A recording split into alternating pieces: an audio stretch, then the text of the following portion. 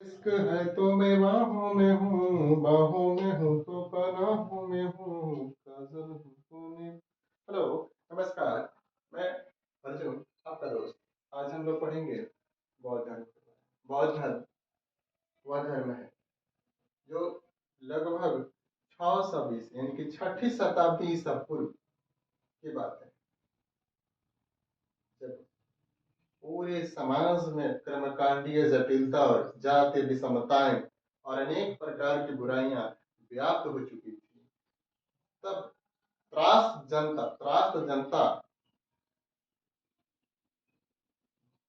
जनता के मन में विचार ये होता था उन धर्मों के जो उन्होंने छोड़। तभी एक नई सोच विचारधाराओं का जन्म हुआ, जिसे बौद्ध धर्म कहा गया, जिसके संस्थापक गौतम बुद्ध अर्थात बचपन का नाम उनका सिद्धार्थ और जन्म स्थान उनका है लुम्बिनी 563 ईसा पूर्व में इनकी जन्म होती है, माता होती है पिता होते हैं। बात तब वहां से शुरुआत होती है जब एक शाक्य कुल के राजा सुद्धोधन क्या है, एक बालक का जन्म होता है, वही लुम्बिनी 563 ईसा पूर्व, जिनका नाम होता है, जिस बालक का नाम होता है सिद्धार्थ। ज्योतिषियों के द्वारा ये बातें पहले से ही बता दी गई थी कि जो बालक होगा चक्रवर्ती सम्राट होगा या एक बहुत बड़ा साधु बनेगा।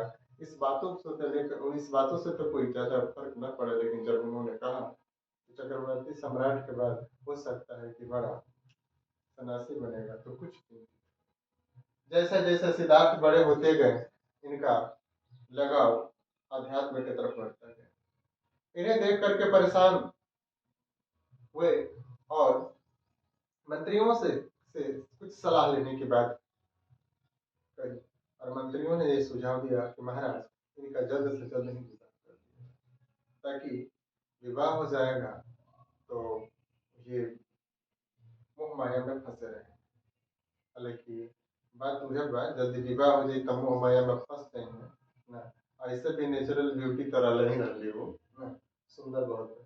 उनका विवाह 16 वर्ष यानी कि कम उम्र की अवस्था में ही यशोधरा कोल्यगढ़ की जो राजकुमारी होती है उनके साथ कर दिया जाता है। सुंदर बहुत। अब विवाह संपन्न होने के उपरांत समय बीतता है। एक दिन अपने सारथी छन्ना और कंथक घोड़े के साथ राजप्रसाद अर्थात महल से निकलते हैं भ्रमण के लिए। तभी रास्ते में एक वृद्ध व्यक्ति कष्ट से टेढ़ा होकर के चला। उन्होंने पूछा, छन्ना ये कौन है? छन्ना ने कहा कि महाराज ये व्यक्ति बूढ़े हो चुके हैं, ये ऐसे क्यों चल रहा है? तो ये उम्र की एक अवस्था होती है जिसमें कुछ अंग शरीर के काम करना ठीक से छोड़ देते हैं। प्रथम दृष्टि था वो, आगे कुछ और बढ़। उन्होंने पूछा कि छन्ना क्या मैं भी इस प्रकार का हो जाऊंगा? उन्होंने कहा छन्ना ने कि हाँ महाराज, ये उम्र की ये अवस्था है जो सबको एक न एक दिन इस अवस्था में पहुंचना है। आगे और बढ़े तो कराहने की आवाज सुनाई दे रही थी, चिल्ला रहा था कोई व्यक्ति। उस कराह की आवाज को सुनकर के पूछे छन्ना से, छन्ना अपने साथी छन्ना से, छन्ना ये किस प्रकार की आवाजें हैं? छन्ना कहता है कि महाराज ये व्यक्ति रोगों से ग्रसित हो चुका है और ये उनके कराहने की आवाज है। छन्ना से पूछते हैं क्या मैं भी रोगों से ग्रसित हो जाऊंगा? छन्ना कहता है कि हाँ महाराज आप भी ग्रसित हो जाओगे। फिर आगे बढ़ते हैं तो तीसरा दृश्य एक दिखता है सौ यात्रा का, जिसमें एक व्यक्ति सोया हुआ है यानी कि लेटा हुआ मरा हुआ है, जिसे 4 व्यक्ति कंधों पर लेकर के जा रहे हैं। पूछते हैं कि ये व्यक्ति क्यों सो करके जा रहा है जिसको 4 कंधों पर लोग लेकर के जा रहे हैं? कहता है छन्ना कि महाराज ये व्यक्ति मर चुका है और इसे शमशान घाट ले जाए। अपने यहाँ पहले से किडोमाईगढ़। अब बातें और एक और होती है, आगे जब बढ़ते हैं तो चौथा दृश्य एक दिखता है कि एक व्यक्ति उधर से आता है, उसके मुख पर एक बहुत अद्भुत प्रसन्नता होती है और व्यक्ति वो आता है और पास से जाता है तो ऐसा मालूम होता है कि उसके पूरे शरीर में एक ललिमा और एक प्रकाशमय बिंदु फैला हुआ। फिर छन्ना से पूछता है कि छन्ना ये व्यक्ति कौन था? छन्ना जवाब देता है कि महाराज ये सन्यासी था। उन्होंने कहा कि क्या सन्यासी? ये कैसे लोग होते हैं? छन्ना कहता है कि महाराज इन्होंने मोह माया को त्याग कर दिया है। छन्ना से बातों को सुनकर उनके अंदर वैराग्य की भावनाएं जग जाती है और फिर राज दरबार की तरफ चल पड़े। जब राज दरबार में पहुंचते हैं तभी सखियां सब आती है और कहती महाराज की जय हो, आपको पुत्र प्राप्त हुआ। एक तो पहले से टेंशन में थे, वैराग्य की भावनाएं आ चुकी थी, और दूसरा टेंशन खुशी की बातों को सुना है उस समय जब इनका विचार बदल गया था और ये साधु यानी कि सन्यासी होने के कगार कि राहुल अर्थात रास्ते का कांटा, उन्होंने राहुल कह दिया, रास्ते का कांटा कह दिया। उन लोगों को लगा, उन सखियों को, कि इन्होंने राहुल रास्ते का कांटा बताया, लेकिन उन लोगों को लगा कि राहुल नाम रख दिए हैं। अब उनका पुत्र का नाम पड़ गया राहुल। रात में मदिरा सेवन शाम को हुआ और नृत्य हुआ। मध्य रात्रि जब हुई तब छन्ना अपने सारथी और कंथक घोड़े के साथ राज दरबार से बाहर निकल गए और गृह का त्याग कर 29 वर्ष की अवस्था में उन्होंने गृह का त्याग किया, जिसे महाभिनिष्क्रमण कहा जाता है। महाभिनिष्क्रमण 29 वर्ष की अवस्था में ही, लेकिन बातें बुरी उनको लगी। यशोधरा, ठीक है, आपको जाना ही था तो कम से कम बता कर तो जाते, ऐसे छोड़ करके। बस भावनाएं वही थी, एक चुटकी सिंदूर की कीमत कर जाना, बातें वही चल रही। अब हालांकि इतने दिन साथ गुजारी थी, उनको यह आभास पहले हो चुका था कि मेरे पति कुछ अलग मिजाज के व्यक्ति और ये एक साधारण मनुष्य नहीं। लेकिन कहती है कि अगर बता के जाते तो क्या अपने पथ में मुझे बाधा पाते? क्या उनके जो रास्ते हैं उसमें क्या मैं बाधा बन जाती? सिद्धि प्राप्त हेतु जब गए हैं तो कुछ न कुछ उसमें मेरा भी हिस्सा होता। लेकिन दुख इस बात का है कि उन्होंने मुझे बताया नहीं, मैं तुम्हें छोड़ कर दिन तो सबके पास होता है, टूटता तो सबका है, लेकिन कितनी सहनशील एक औरत है, एक नारी है, जिन्होंने इस प्रकार की उसके मन में भावनाएं, दुखी तो है लेकिन कुछ अलग भाव से दुखी है। अब 29 वर्ष की अवस्था में गृह का त्याग कर देते हैं, जिसे महाभिनिष्क्रमण कहा जाता है, और ये पहुंच जाते हैं वैशाली। वैशाली में अलार कलाम उनके प्रथम गुरु होते हैं, जिसका नाम होता है अलार कलाम। वहां से सांख्य दर्शन की शिक्षा को प्राप्त करते हैं, लेकिन उससे असंतुष्ट हो जाते हैं और द्वितीय गुरु उनके होते हैं रुद्रक रामपुत्र, जो राजगृह में प्राप्त करते हैं। वह शिक्षा प्राप्त करने के लिए पहुंचते हैं और शिक्षा को प्राप्त करते हैं। उसके बाद साधना में जुड़ जाते हैं, तपस्या में जुड़ जाते हैं, सत्य की खोज में, ज्ञान की प्राप्ति में, मोक्ष की प्राप्ति में। जब समय बीतता है लेकिन कुछ हासिल ना हो पाता है, तभी हालांकि उनका जन्म भी हुआ था वैशाख पूर्णिमा को, लेकिन 35 वर्ष की अवस्था में वैशाख पूर्णिमा के दिन ही एक सुजाता नाम की स्त्री उन्हें खीर खिलाती। जैसे खीर खिलाती उसके बाद उनको ज्ञान की प्राप्ति होती है, और वो ज्ञान की जो प्राप्ति होती है जिसे तथागत कहा गया, ज्ञान की प्राप्ति होती है तो कहा जाता है उनका शरीर जो है ना एकदम खिल उठा और सुगंधित हो उठा, और उनमें बहुत अलग प्रकार की बदलाव हुए। जब उन्हें ज्ञान की प्राप्ति हुई तो उन्हें तथागत कहा गया, उन्हें बुद्ध कहा गया, शाक्य मुनि कहा गया। और ज्ञान के प्राप्ति के बाद प्रथम उपदेश सारनाथ में दिए, जिसे धर्म चक्र परिवर्तन कहा जाता है। उनके 5 शिष्य थे, 5 शिष्यों को उन्होंने दिया, जिसका नाम था मेगलान, श्रेयपुत्र, अश्वत्थ, जीत, आनंद, उपाल, ये 5 थे। और वे वहां जब सारनाथ में उपदेश दिए प्रथम उपदेश, उसके बाद वहां से राजगृह पहुंचते हैं तो उन्हें विनम्र दान में दे दिया जाता है। राजगृह का बहुत भव्य स्वागत किया जाता है।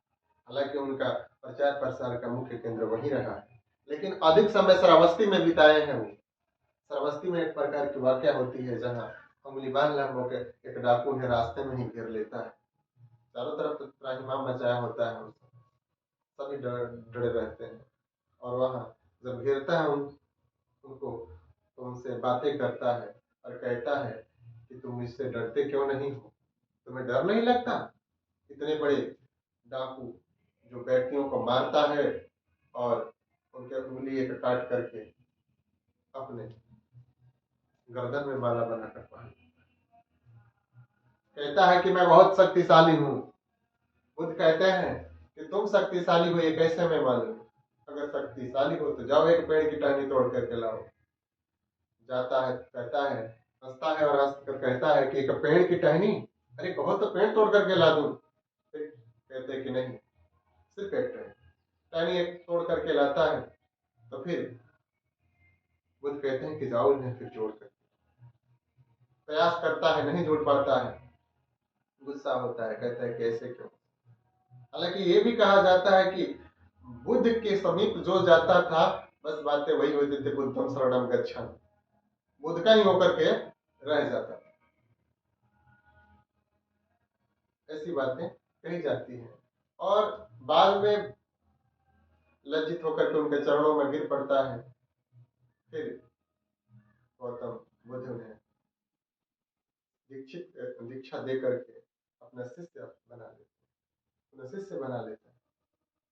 उसके बाद फिर राजगृह लौट, राजगृह से फिर वैशाली पहुंचते हैं, वहां नगरवधु को शिक्षा देते हैं। उसके बाद आनंद के कहने पर अपने माता प्रजापति गौतमी को भी शिक्षा देते हैं। हालांकि उस समय कहते हैं, आनंद, जिस धर्म की मैंने कल्पना की थी कि युगों युगों तक ये रहेगा, वो अवधर्म 500 वर्ष तक ही लगता है कि रह पाएगा। तो नहीं चाहते थे कि स्त्रियों की इस प्रकार की शिक्षा दी जाए। हालांकि ईश्वर को उन्होंने ईश्वर के को उन्होंने इनकार भी नहीं किया है। ईश्वर की जगह पर वो मौन रहे हैं। ऐसा कि ईश्वर है या नहीं है, इन बातों पर वो मौन है, इन बातों पर कोई चर्चा उनके द्वारा नहीं की है। और लेकिन एक बात को वो कहते हैं कि पुनर्जन्म मनुष्य की तब होता है जब मोक्ष की प्राप्ति नहीं होती है। और मोक्ष की प्राप्ति तब नहीं होती है जब व्यक्ति की इच्छा नहीं होती, खत्म नहीं होती। फिर पावा पहुंचते हैं। पावा एक चुंद नामक लोहार के द्वारा शुक्र मास उन्हें खिलाया जाता है, वहीं पे उनकी मृत्यु हो जाती है। पावा में ही उनकी मृत्यु हो जाती है, जो कुशीनगर वर्तमान उत्तर प्रदेश में। फिर उनके अस्थियों को 8 भागों में बांटा जाता है, राजगृह में, वैशाली में, और फिर कुशीनगर में, फिर वेट द्वीप में, माने 8 जगह उसको बांटा जाता है। 8 जगह उनके को बांटा जाता है। उनमें उन्होंने 3 रत्न, उनके द्वारा 3 रत्न दिए गए हैं। 3 रत्न उनके द्वारा दिए गए हैं, बुद्ध, धम्म और संघ। बुद्ध, धम्म और संघ 3 रत्न में है। एक बुद्ध है, दूसरा धम्म, संघ। उनके द्वारा 3 रत्न, त्रिरत्न रत्न दिए गए हैं। इसमें बुद्ध, धम्म और संघ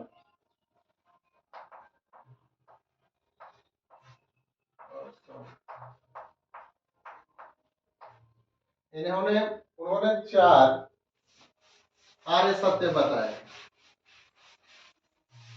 दुख, पहला है दुख, 4 आर्य सत्य उन्होंने दिया है। दुख एक है, दुख 4 आर्य सत्य पहले लिख लीजिए, उनके द्वारा सुझाव 4 आर्य सत्य। एक है दुख, दूसरा दुख समुदाय,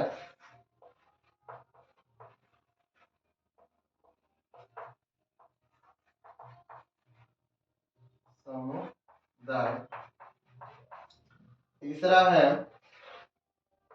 दुख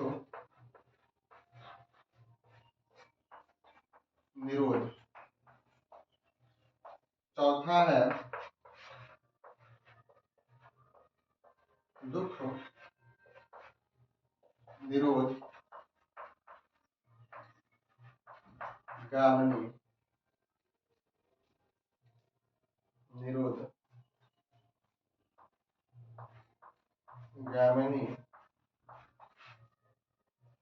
प्रतिपदा।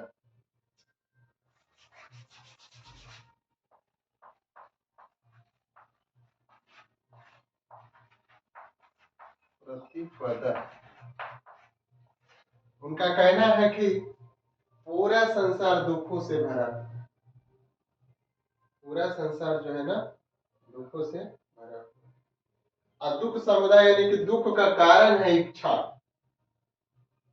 और उनके द्वारा कहा गया कि इच्छा को समाप्त किया जा सकता है मन से, क्रम से, मन से, क्रम से और वचन से, इच्छा को खत्म। उसके बाद उनके द्वारा अष्टांगिक मार्ग बताए गए हैं। अष्टांगिक मार्ग 8 है, उनके द्वारा इसको उतार नीचे लिखना है। 8 अष्टांगिक मार्ग दिए गए हैं। उनमें से सम्यक दृष्टि है, पहला है सम्यक दृष्टि। चलिए अष्टांगिक मार्गों को लिख लेते हैं।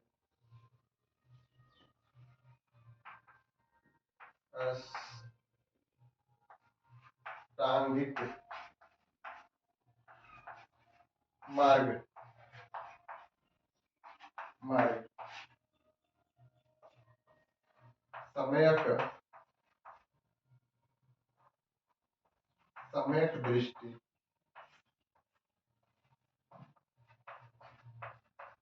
दृष्टि कैसी होनी चाहिए? शुद्ध होना चाहिए। सम्यक संकल्प, सम्यक संकल्प,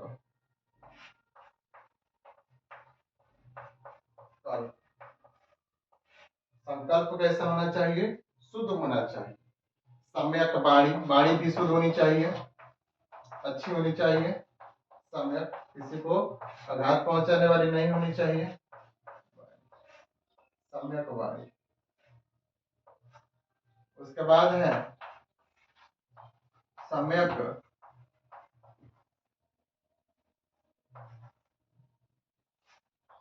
उसके बाद सम्यक हम कर्म है, सम्यक आजीव है।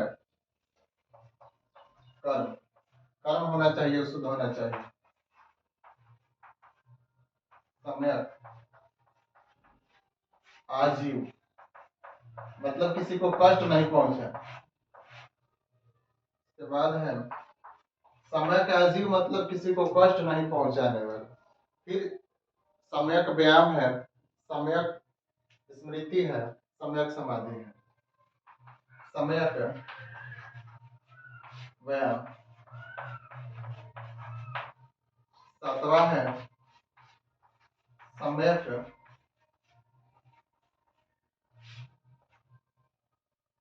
स्मृति, उसके बाद है सम्यक समाधि, सम्यक समाधि या अष्टांगिक मार्ग। उनकी मृत्यु होती है 483 ईसा पूर्व में। उस मृत्यु को कहा जाता है महापरिनिर्वाण, और अभी बताए थे आप लोगों को। उनके मृत्यु 483 ईसा पूर्व में होती है। उसके बाद 4 संगीतियां होती है। कितनी संगीतियां होती है? 4 संगीतियां होती है। प्रथम संगीति लिखते हैं,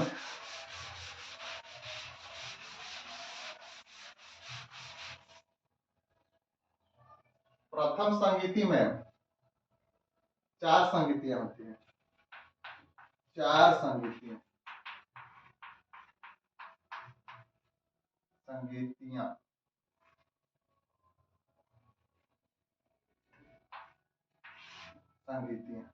प्रथम संगीति में ये राजगिरी में होता है। स्थान है राजगिरी। समय पहले लिख लेते हैं। समय उनके मृत्यु का ही समय है। समय है, स्थान लिख लो। स्थान राजगिरी।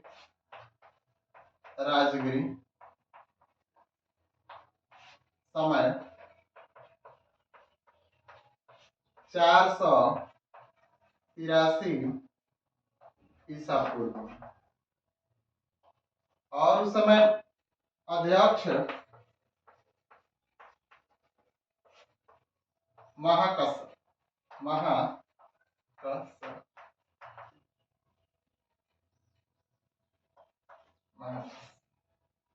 और शासन काल है अजात शत्रु का। शासन काल जो चल रहा है अजात शत्रु का।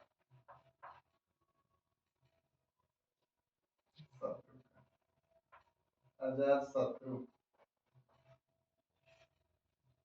और उसी समय बौद्ध धर्म में 2 संकलन होता है। एक होता है सुत्त पिटक और विनय पिटक का संकलन उसी समय होता है। बौद्ध धर्म में कुछ 2 संकलन होता है। संकलन होता है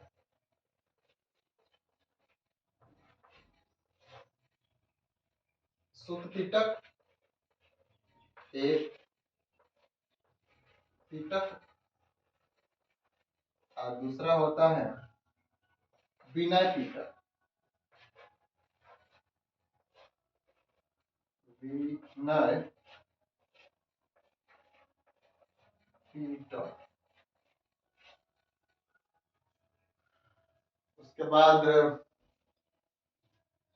दूसरी संगीति वैशाली में होती है। तब तक इसको आप लोग नोट कर लीजिए, नोट डाउन कर लीजिए। दूसरी संगीति इधर हम लिखते हैं तब तक।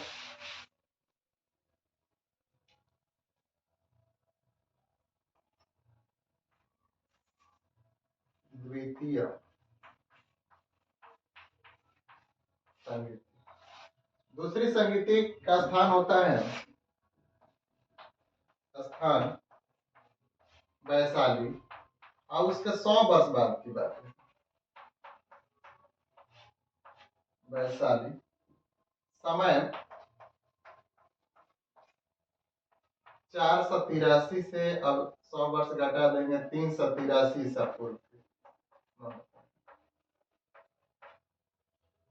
और 383 ईसा पूर्व जब होता है तो कहा जाता है कि उस समय का जो शासन काल चल रहा था वो काला शोक का चल रहा था।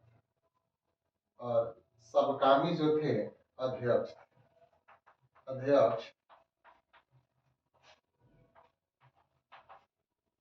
सब कामी, अच्छा सर्वकामी भी लिखता है। आप कुछ सर्वकामी भी कहीं कहीं लिखता है। सर्वकामी। और इसके शासन काल जो है, शासन काल काला शोक का।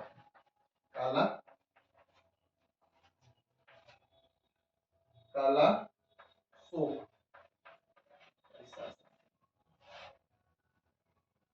ये शासन काल जो है काला शोक का। नोट डाउन कर लिए हो तो इसे मिटा दें हम।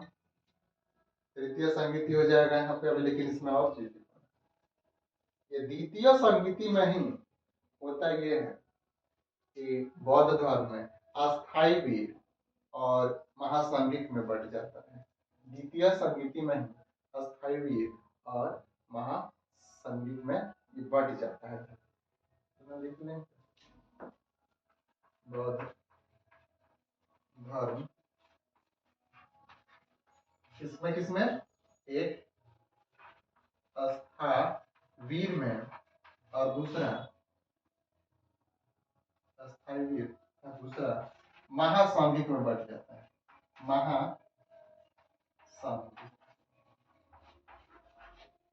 महासांगिक में बढ़ जाता है।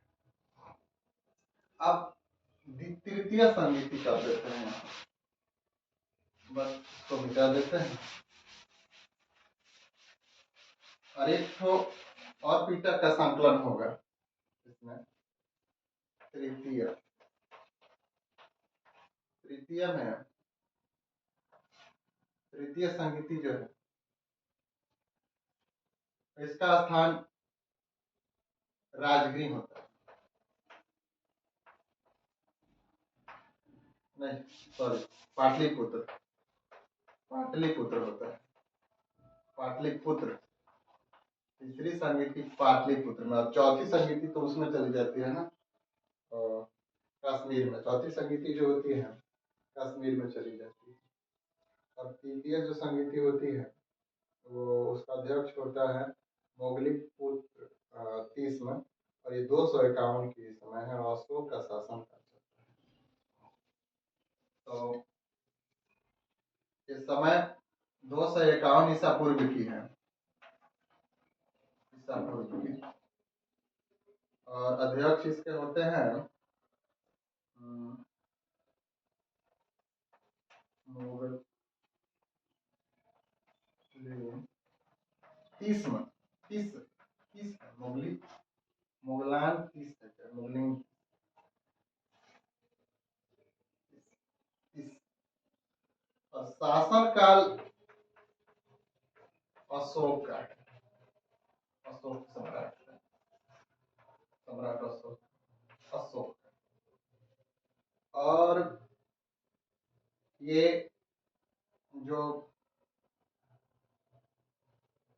संकलन होता है,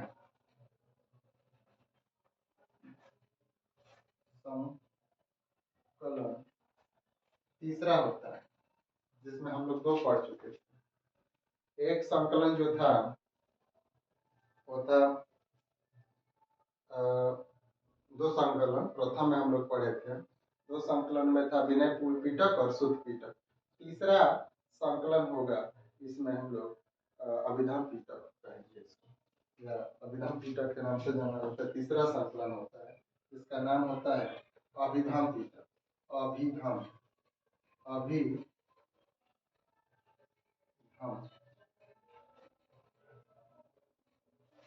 पिटक। अब चौथी संगीति होती है जो कि बिहार से अलग होती है। ये तीनों तो बिहार में ही होती है, लेकिन चौथी संगीति जो होती है वो होती है कश्मीर के कुंडल। और वहां जो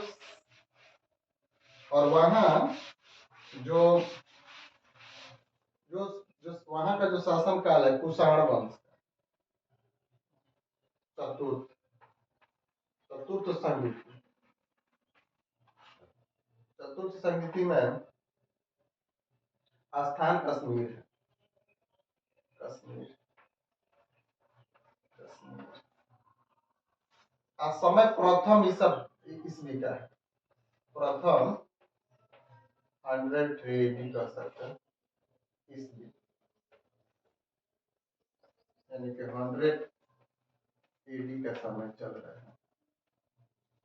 और यहाँ एक अध्यक्ष और एक उपाध्यक्ष होंगे, एक उपाध्यक्ष होंगे,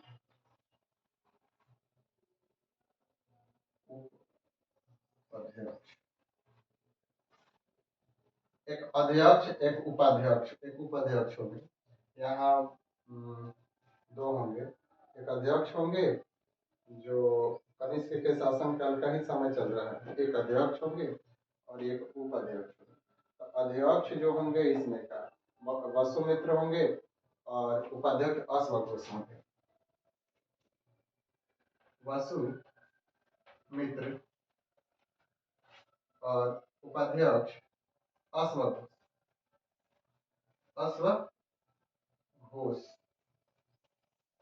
अध्यक्ष होंगे अश्वघोष। और शासन काल कुषाण वंश का है। शासन काल कुषाण वंश का है।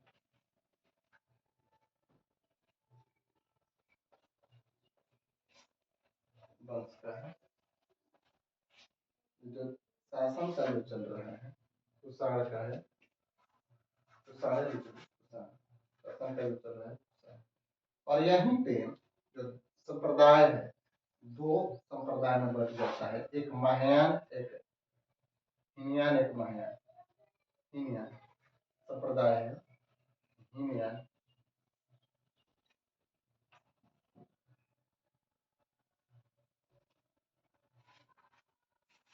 हीनयान हीनयान और दूसरा है महायान। दो संप्रदाय में बचता है, एक हीनयान और एक। हीनयान में ऐसा है कि महायान जो है ना वो मानव कल्याण पर आधारित है, मानव के कल्याण पर आधारित है। इसमें देव माने बुद्ध को देवता के रूप में मानते हैं, मूर्ति पूजा करता है। ये महायान में मानव कल्याण माना गया है, मानव के कल्याण में, और इन्हें देवता माना गया है, देवता और पूजा जाता है। लेकिन ये महान पुरुष मानते हैं, महान पुरुष मानते हैं, महान पुरुष मानते हैं। और ये फैले भी हैं। हीनयान जो संप्रदाय है वो आपके हीनयान संप्रदाय जो है आपका अलग अलग क्षेत्रों में, जैसे महायान फैला है आपका चीन में है, आपका जो देवता के रूप में मानते हैं महायान चीन है आपका, फिर उधर तिब्बत है, उधर के क्षेत्रों में है। लेकिन जो हीनयान हीनयान उधर मानते हैं, और जो महायान है ये इधर जो पुरुष के रूप में मानते हैं, जो श्रीलंका वगैरह के हीनयान में देवता माना जाता है, चाइना।